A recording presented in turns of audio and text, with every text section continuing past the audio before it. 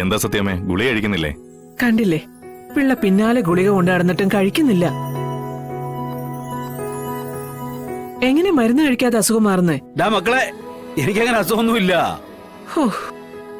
അതെനിക്കറിയാലോ. അതാ.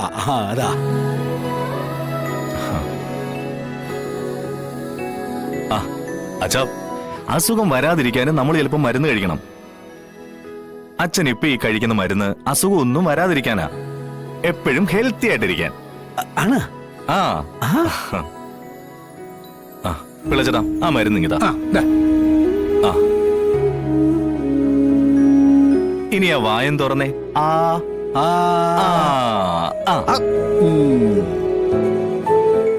ദേ വെള്ളം കൂടെ ഒന്ന് കുടിച്ചേ. ഇത്രയേ ഉള്ളു കാര്യം. ഇനി ഇതേപോലെ നല്ല കുട്ടിയായിട്ട് കഴിച്ചോണം കേട്ടോ.